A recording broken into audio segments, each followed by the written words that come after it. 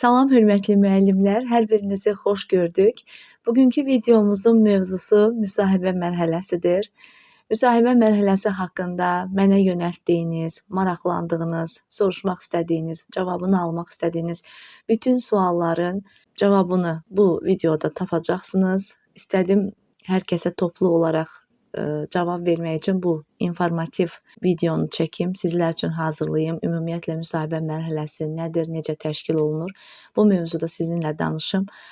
Mövzuya keçməzdən əvvəl bütün müəllimlərimizi ürəkdən təbrik edirəm. Gələcək fəaliyyətlərində uğurlar arzulayıram və növbəti mərhələdə də, yəni müsahibə mərhələsində də bol-bol uğurlar arzulayıram. İndi gəlin keçək mənə yönəltdiyiniz suallara və onların cavablarına. Birinci sualınız belə idi ki, müsahibə mərhələsi nədir və necə təşkil olunur?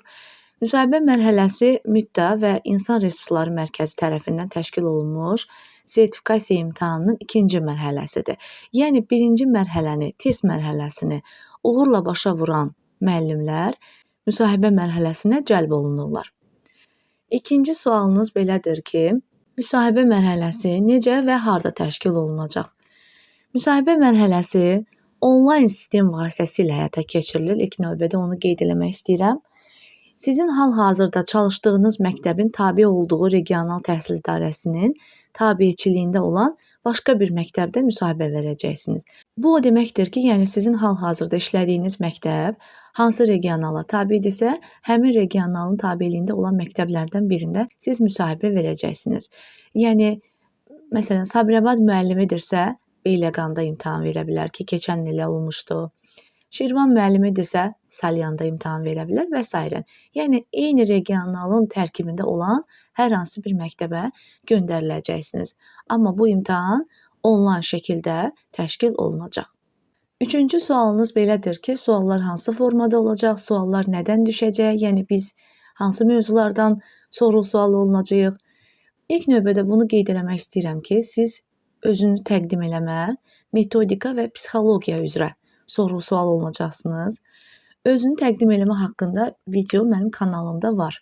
Bu videonun şərhlər bölməsinə daxil olaraq orada paylaşdığım linkə toxunmaqla özünü təqdim etməyə aid videonu izləyə bilərsiniz. Yəni bu videoda hər şey var. Bu videoya baxmaq çox faydalı olacaq sizin üçün.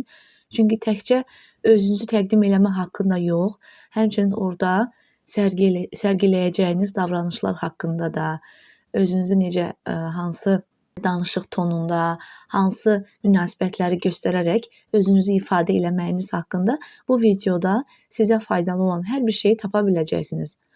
Daha sonra isə sizin Portal Edu.az saytında sizin şəxsi səhifənizə əvvəlcədən göndərilmiş 5 mövzu olacaq.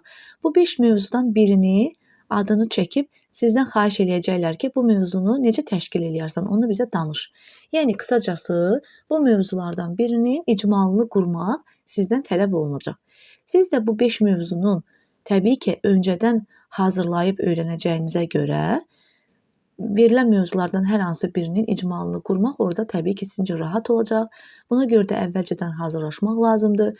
Səhifənizə göndərilən o 5 mövzunu müsahibə mərhələsinə qədər icmalını hazırlayıb gözəl şəkildə öyrənmək və onu danışmaq lazımdır ki, orada özünüzü itirməyəsiniz. Keçən ilki sertifikasiya müəllimlərinə düşən müsahibə suallarının da, yəni 5 mövzunun da izahı kanalda var. Keçən il müəllimlərə hansı mövzular düşmüşdü, bu mövzulara necə hazırlaşmaq lazımdır sualına cavab tapmaq üçün yenə də şərhlər bölməsinə daxil olub, orada keçən ilki mövzuların izahlarına baxa bilərsiniz. Və ən sonda sizə psixoloji suallar veriləcək.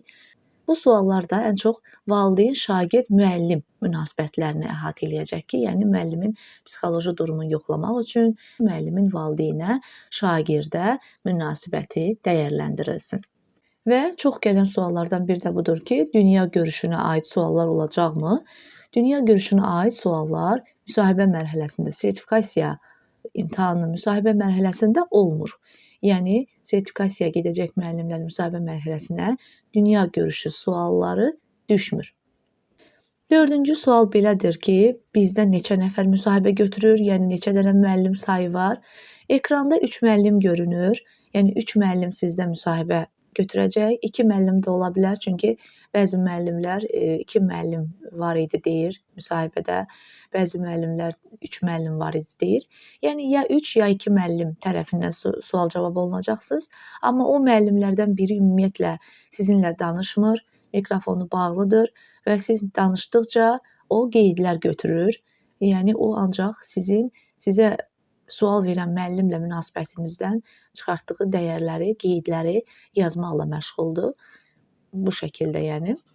5-ci sual belədir ki, müsahibə mərhələsində toplanan bal nə qədər olmalıdır? Müsahibə mərhələsində maksimum 40 bal toplanır. Yəni toplana bilən maksimum bal 40 baldır. Minimum bal isə 20 baldır.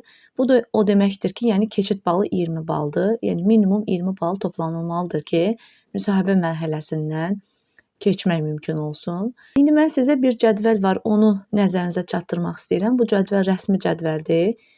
Hər bacarıq üzrə müəllimlərin yəni göstərə biləcəyi, ala biləcəyi bal və onun misli göstəriləcək həmin cədvəldə. Deməli, cədvəldə qeyd olunmuşdur ki, proqram üzrə mövzunu idarə etmə bacarığı. Bu birinci kateqoriyadır. Burada alına bilən bal 4 baldır. Onu da 3-ə vurmaq lazımdır. Çünki yazılıbdır ki, 3 misli. 12 bal.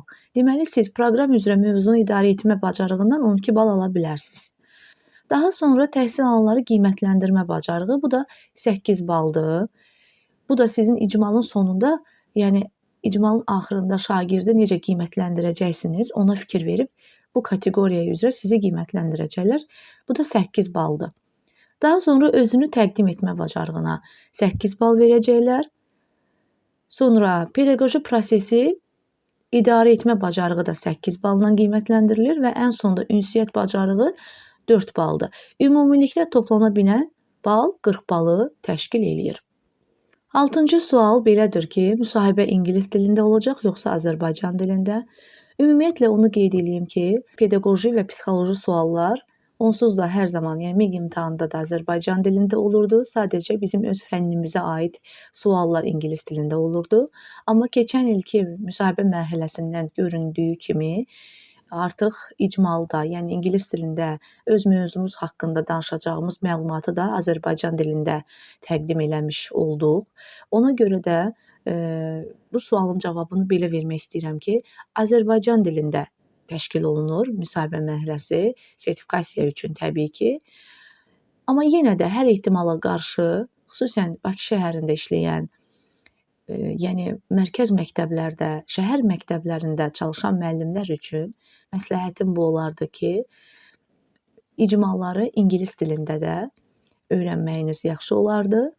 Yəni birdən hər ehtimala qarşı sizdə orada ingilis dilində təqdim et soruşula bilər, özünüzü itirməyəsiniz deyə. Cəmi 5 mövzudur. Müsahibə mərhələsi başlayana qədər bu 5 mövzunu həm ingilis dilində, həm Azərbaycan dilində öyrənməyiniz məsləhət çərçivəsindədir. Yəni məsləhət görərdim ki, hər iki dildə öyrənəsiniz. 7-ci sualımız belədir ki, müsahibə mərhələsi nə qədər çəkir, neçə dəqiqə çəkir? Müsahibə mərhələsi ən çox 15 dəqiqə çəkir. 10 dəqiqəyə çıxan müəllimlər də olur, 15 dəqiqə çəkən də olur. Yəni ən uzun müddət 15 dəqiqə, yəni ondan o tərəfə keçmir. Uzun müddət sizi orada yəni yormurlar. Sadəcə bir mövzunu təqdim edirsiniz, bir neçə psixoloji suala cavab verirsiniz, metodik suala cavab verirsiniz bu şəkildə. Sonuncu ünvanlanan sual isə belədir ki, müsahibə mərhələsi nə vaxt təşkil olunacaq? Müsahibə mərhələsi çox güman ki, sentyabr ayında təşkil olunacaq. Yəni MİQ imtahanının test mərhələsi, vakansiya seçimi başa çatdıqdan sonra artıq müsahibə mərhələsi təşkil olunur. Yəni bu da sentyabr ayına qədər çəkir. Bu zamanı gözəl şəkildə dəyərləndirmək üçün qarşınızda gözəl fürsət var. Yəni mövzular əvvəlcədən sizin səhifənizə gələcək.